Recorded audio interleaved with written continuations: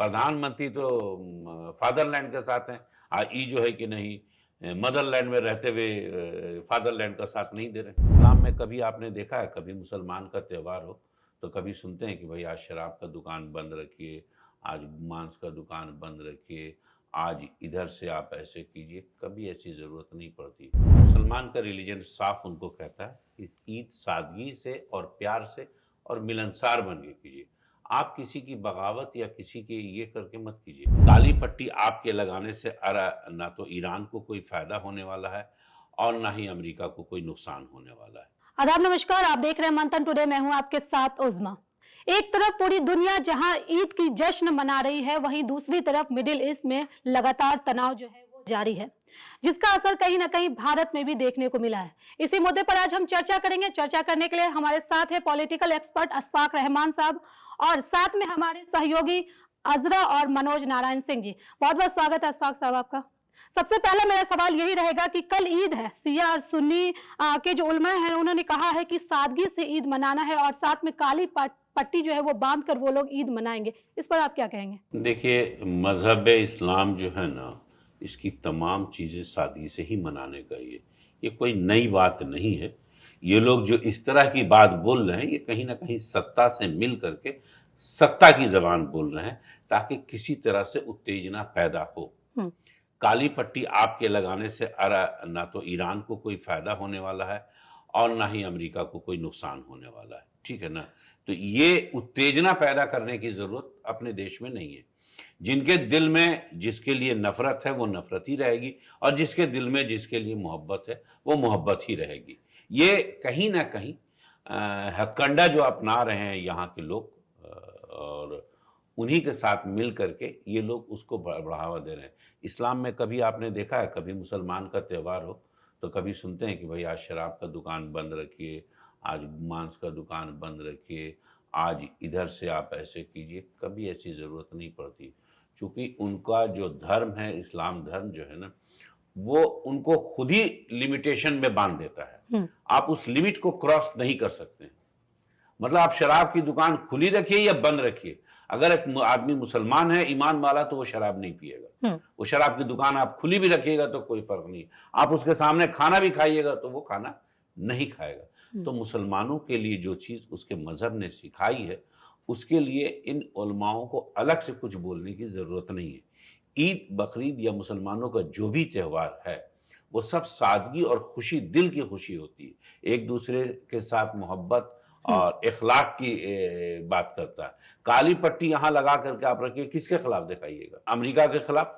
तो अमेरिका के खिलाफ दिखा के आप यहाँ पटना में बैठ के या भारत में बैठ के क्या दिखा लीजिएगा? या ईरान से आप मोहब्बत दिखाना चाहते हैं या कोई भी आदमी, तो क्या दिखा लीजिएगा? बेवजह की बकवास है। ये सत्ता पक्ष के साथ है, चूंकि उत्तेजना फैलाना चाहते हैं लोग, इसीलिए ऐसी बात है। बिल्कुल सादगी से मनानी चाहिए ईद। ये जो तड़क भड़क भी आज दिखाई जा रही है ना, ये जो तमाशे दिखाए जा रहे हैं, ये बहुत सारे बॉल बत्ती ये सब कुछ जो लगा के जला के दिखा रहे हैं, ये दशहरा दिवाली की नकल कर रहे हैं। हम्म। इस्लाम में इसकी इजाजत है? इस्लाम में इजाजत है सिर्फ इसकी कि एक दूसरे के साथ प्यार से, इखलाक से मिले, एक दूसरे का दुख दर्द, रोड को चमकाने के लिए नहीं और बिल्ला लटकाने का ये नहीं सवाल है। ये है कि आप तो कह रहे हैं लगातार कि ये सब ड्रामा है या फिर जो भी उलमा करेंगे ये सब कुछ होना नहीं चाहिए। क्या ही फर्क पड़ जाएगा ईरान और अमेरिका को? तो आखिर कैसे मुसलमान एकजुट हो पाएंगे? अगर यही छोटी छोटी चीज तो मिलके आगे बढ़ेंगे तभी तो एकजुट हो पाएंगे।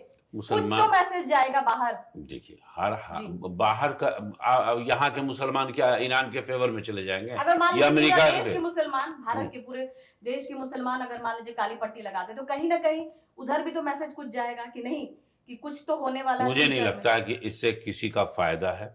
ये खामोखा एक ऐसी चीज, चूंकि अभी आप जान रहे हैं कि मोदी जी इसराइल गए थे और उन्होंने उसको फादरलैंड डिक्लेयर कर दिया है। फादरलैंड जब उन्होंने डिक्लेयर कर दिया, तो आपको सत्ता, आपकी जो बातें हो तो सत्ता के विरोध में चली जाएंगी। तो आप काहे के लिए, अगर विरोध आपके दिल में, तो आप अपनी बात अपने दिल में रखिए ना।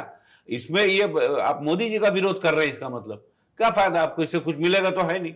कोई फायदे की जरूरत नहीं है। यूनिटी जो होती है ना, यूनिटी के लिए कितने भाजपाई हैं जो एक साथ मंच पे खड़ा होकर बोलते हैं? नहीं। उनकी यूनिटी मिलती है कब? जब वो आपके मस्जिद में आके तो भोंपू बजाते हैं, मस्जिद में झंडा फहराते हैं, तो यूनिटी मिलती है। आपको ये एक्ट करने की इजाज़त आपका मज़हब नहीं देता, मुसलमानों का मज़हब नहीं देता है। मुसलमानों को शांतिपूर्ण ढंग से ही मनानी चाहिए और अब उनकी अपनी मर्ज़ी है, बगावत किससे हम करेंगे? अमेरिका से बगावत हम थोड़ी कर रहे हैं। ईरान की हमायत करना, दिल से दुआ कीजिए, उनके हौसला अफ़ज़ाई कीजिए, उनकी मदद कीजिए। काली पट्टी बांध करके अगर ईद मनाई जाती है तो क्या लगता है कि भारत में इस पर तनाव बढ़ेगा? जिन्होंने बोला है, हम्म, उनके बोलने का वजह ही है कि इसको तनाव को एक तो बढ़ाया जाए। यहाँ पे मुसलमानों के साथ लगातार 12 साल से 13 साल से एक छेड़खानी की जा रही, ताकि मुसलमान उत्तेजित होकर कुछ ऐसा एक्ट करे कि दूसरे लोग उसके ऊपर हथियार उठा के, देखिए ऐसा हुआ। मुसलमान ना तो सरकार में रहता है, न प्रधानमंत्री, न मुख्यमंत्री, न राष्ट्रपति, न मंत्री, न विधायक, कुछ भी नहीं है, न एमपी, कुछ भी नहीं है, न बड़ा व्यापारी, कुछ भी नहीं है, लेकिन फिर भी उसको एक तो टाइटल दे दिया है क्या, आतंकवादी। तो भारत की एक मानसिकता है, जैसे आदिवासी लोगों ने कुछ कहा तो वो नक्सल हो गया, शहर में पढ़े लिखे हिंदुओं ने कुछ कहा तो कुछ और उनका नाम दे दिया गया, उग्रवादी हैं, ऐसे दे दिया गया। तो मुसलमानों को एक विलेन के तौर पे पेश करने के लिए यहाँ उनको आतंकवादी का टाइटल दे दिया गया। ये पहले दिमाग में बिठा कर रखिए। तो ये जो सरकार की तरफ से जो किया जा रहा है उसकी हिमायत हो जाएगी ना, आपको इसकी क्या जरूरत है? हमको तो नहीं लगता। तो सत्ता के जो कुछ दलाल लोग होते हैं वो हर समुदाय में लोग होते हैं, चूंकि वोट बैंक को पोलराइज करें, तो इससे जो है जो दलाल लोग हैं उन्हें उससे जो है कैसे निपटा जाए, या फिर जनता को क्या करना चाहिए? जनता को जो उसका रिलीजन, जैसे मुसलमान हैं, मुसलमान का रिलीजन साफ उनको कहता है कि ईद सादगी से और प्यार से और मिलनसार बन के कीजिए। आप किसी की बगावत या किसी के ये करके मत कीजिए। आप यहाँ पे क्या किए? आप उसके लिए सिर्फ दुआ कर सकते हैं, समझ में, और कुछ नहीं कर सकते। तो जब जो चीज़ आप कर नहीं सकते तो आप दिखावा क्यों कर रहे हैं? दिखावा कीजिएगा तो नए तरीके से उनको मौका मिलेगा। देखिए देखिए, प्रधानमंत्री तो फादरलैंड के साथ हैं, आज ये जो है कि नहीं, मदरलैंड में रहते हुए फादरलैंड का साथ नहीं दे रहे। तो आप इस तरह की पहचान अपने आप को क्यों करना चाहते हैं? जिस तरह से ईरान और इजराइल में वार हो रहा है, इससे लग रहा है कि शिया सुन्नी एक हो गए। सिर्फ शिया सुन्नी नहीं, हिंदुस्तान के तो सारे मैक्सिमम हिंदू जो भारत के ये हैं, वो पहले से भारत की जो नीति है गुटनिरपेक्ष नीति, उसी नीति के तहत हिंदू मुस्लिम सब एक हो गए। समझ में आया? सब जान रहे हैं, वो सब जान रहे हैं कि ये जो युद्ध हो रहा है इसका नुकसान हमको बहुत बढ़ना पड़ेगा। आज मेरे यहाँ, चूंकि मेरा जो इंफ्रास्ट्रक्चर है वो पूरी तरह उनके ऊपर डिपेंड है। हमारे पास जो इलेक्ट्रॉनिक की चीज़ें हैं, जो हमारे यहाँ खाद बनता है, सब पेट्रोकेमिकल से, जो हमारे प्लास्टिक की चीज़ें हैं, जितनी चीज़ें हैं सब, यानी आपका जो खाने पीने की चीज़ सब आपकी जो है वो पेट्रोल से है, और हम इस पे उन पे डिपेंडेंट हैं। तो हमारे लिए तो ये बर्बादी का दिन है। अच्छा, एक सवाल यहाँ पे है कि कुछ पुलिस अधिकारी जो है वो खुल्लम खुल्ला जो है वो धमकी दे रहे हैं कि ईरान के सपोर्ट में अगर प्रदर्शन होता है तो बख्शा नहीं जाएगा। इस पर आप क्या कहेंगे? प्रशासन तो अपना जो सरकार का मंशा रहती है, सरकार के हिसाब से आपको आदेश सुना देती है। सरकार ने अगर चाहा कि साहब आप ईरान की हिमायत में क्या कीजिएगा, तो आप मत निकलिए, यहाँ पर आपको निकलने की क्या जरूरत है? प्रशासन तो वही कहेगी ना जो सरकार कहेगी। नहीं, तो जिस तरह से माहौल प्रशासन की तरफ से ही खराब किया जा रहा है तो फिर जनता इस पर कैसे लगाम लगाएगी? माहौल खराब कहाँ किया जा रहा है? कहने का मतलब है कुछ जैसे शिया सुन्नी के मौलाना लोग हैं, तो जो प्रशासन कह रही है उसका विरोध प्रशासन से आप लड़ के क्या कीजिएगा? आपका अब भारत में तो ये चीज हो नहीं रहा। अमेरिका और ईरान का वार तो भारत नहीं करवा रहा है। लेकिन आपने कहा है कि हिंदू मुसलमान सारे लोग एक हो चुके हैं इस लड़ाई में जी। लेकिन सवाल ये है कि फिर प्रशासन कैसे कह रही है, एक बात कहीं ना कहीं भारत में सत्ता को, आज जो सत्ता है वो 20-22 करोड़ 22.5 करोड़ के करीब उनको वोट मिला, उसके बाद तो सब उनके विरोधी हैं। वो जो आम जनता है, आम जनमानस जो, उसको सबसे बड़ा नुकसान होना है इस युद्ध में। युद्ध वहां लड़ा जा रहा है, नुकसान हमारे जेब पे पड़ेगा इसका असर। हमको आज गैस नहीं मिलेगा, हमको कल पेट्रोल महंगा मिलेगा, हमको खाद्य पदार्थ होगा। जब पेट्रोल महंगा होगा तो ट्रांसपोर्टेशन महंगी होगी, किसी चीज के माल की ढुलाई महंगी होगी, तो ये इसका बोझ किसके ऊपर पड़ेगा? आम जनता के ऊपर पड़ेगा। तो आम जनता जो है वो जाहिर सी बात युद्ध के खिलाफ है। युद्ध से किसी का फायदा नहीं हो, उनके लिए युद्ध व्यापार है और हमारे लिए उनके उस इसमें हम उनके अच्छा। व्यापार का जो है एक अंग बन जाते हैं और हमको महंगी चीज मजबूरी में खरीदनी पड़ती है। प्रशासन का जहां तक मामला है, सबको प्रशासन तो वही करेगा ना जो सरकार तो करेगी। महंगाई जब बढ़ेगी तो सरकार के खिलाफ में मतलब कि भाई रिवॉल्यूशन होगा। सरकार के लिए फायदेमंद है।